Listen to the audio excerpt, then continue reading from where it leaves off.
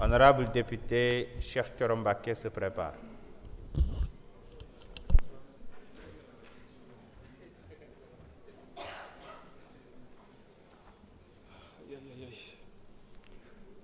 Assalamu alaikum wa rahmatullah. Merci, Monsieur le Président.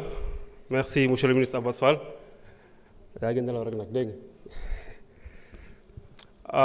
Tout à l'heure, j'ai applaudi quand mon maire, le maire de la commune de Mbao, a pris la parole. Les députés ont ri sans comprendre pourquoi j'ai applaudi. J'applaudissais parce que je me préparais à 10 minutes de souffrance en l'écoutant. Heureusement, il nous en a épargné 5 en faisant uniquement 5 minutes de parole. Vraiment, j'ai jugé qu'il fallait l'applaudir quand même. Parce que j'ai l'impression que c'est quelqu'un qui a oublié qu'il n'est plus aux commandes. Même dans ses prises de décision, on sent beaucoup d'arrogance, comme s'il est toujours aux commandes. J'ai dit ça parce qu'un bon jour, on s'est levé chez nous, on nous raconte qu'il a radié, qu'il a mis fin aux fonctions de 87 délégués, pour X raisons. Bref, je pense que la chose s'est refaite elle-même. Je veux parler aux Sénégalais qui nous écoutent, de l'intérieur comme de la diaspora. La Haute Cour de justice joue un rôle fondamental, aussi bien dans ce qu'on appelle la consolidation de l'état de droit, aussi bien dans ce qu'on appelle la protection des principes démocratiques, mais aussi dans ce qu'on appelle la garantie de l'impartialité sur le traitement de certains faits qui peuvent engager la responsabilité de hauts responsables dans ce pays. Lii bu ñu ko waxee dafay tekki ni la Haute Cour de justice, au-delà de son aspect symbolique, c'est un rempart contre l'impunité. C'est un rempart contre les dérives des pouvoirs, mais aussi c'est un rempart contre l'arbitraire. Li tax ñu toog fi tey, ça n'a rien à voir ak li ñuy wax chasse aux sorcières, ça n'a rien à voir ak li ñuy wax règlement de compte, ça n'a rien à voir avec vengeance. C'est juste que dans une république, nul n'est censé être au-dessus de la loi. C'est juste que dans une république, aucune situation exceptionnelle ne doit justifier ce qu'on appelle l'impunité. Voilà le pourquoi on est là aujourd'hui. En tout cas, des gens comme moi, qui ont vécu cette maladie, Covid-19, parce que je le précise que moi, j'ai été admis à l'hôpital d'Al Djam pendant une semaine, atteint de Covid. Autour de moi, toutes les cabines, c'était des patients sous oxygène.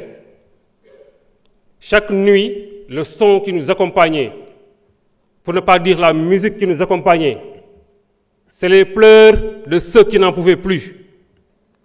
C'est les cris de ceux qui souffraient. C'est les toux de ceux qui essayaient de respirer et qui n'en arrivaient pas.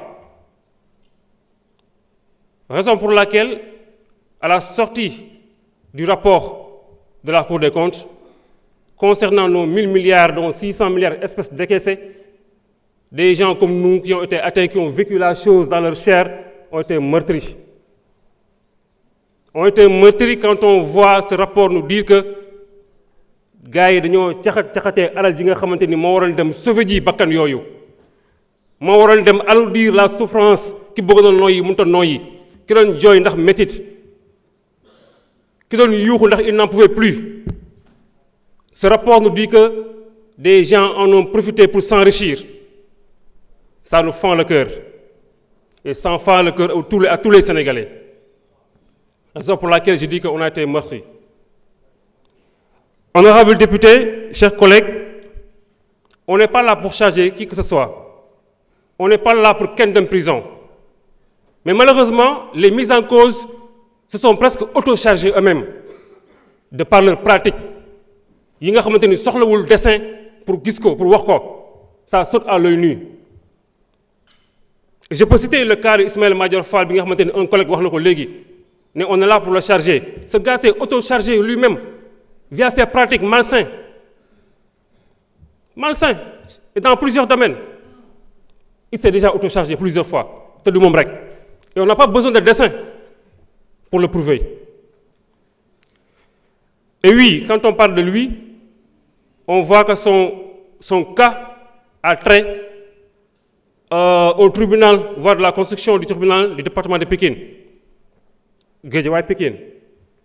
J'en profite effectivement pour dire que le département de Pékin continue de réclamer son cœur de ville.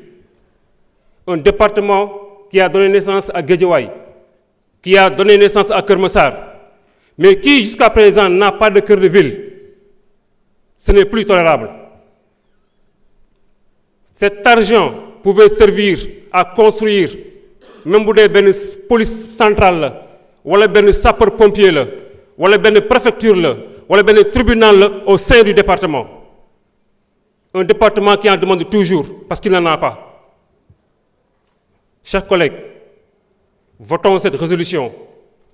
Il s'agit de la réduction des comptes. Nous sommes dit à ce que nous Sénégal. Il faut le faire. Merci beaucoup.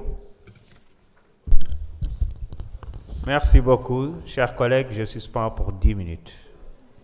À la reprise, nous allons donner la parole à Cheikh Thioro Mbacké.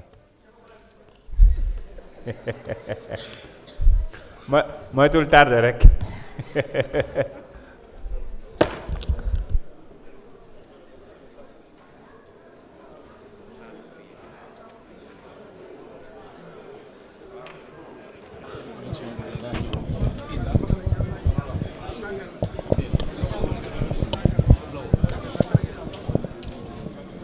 Jërëjëf, merci beaucoup à mes fidèles internautes 313 ba tey ñu àndandook yéen ci li nga xamante ne kon moom moo di séance plénière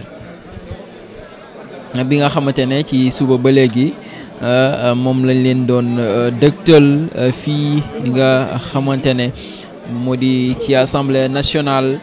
Nous allons assister à une pause de 10 minutes dans les normes kon à 17h45 war nañu daal di reprendre li nga xamante ne moom moo di séance bile kon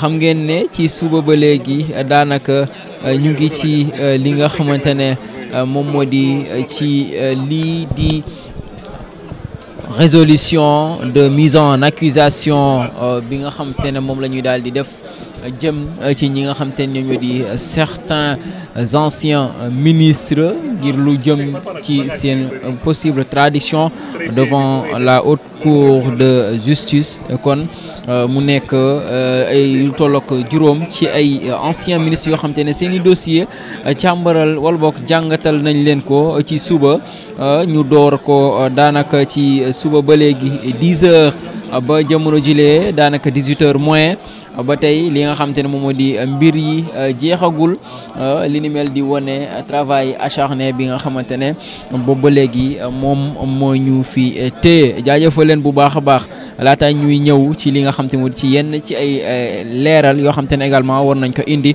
par rapport ak li nga xam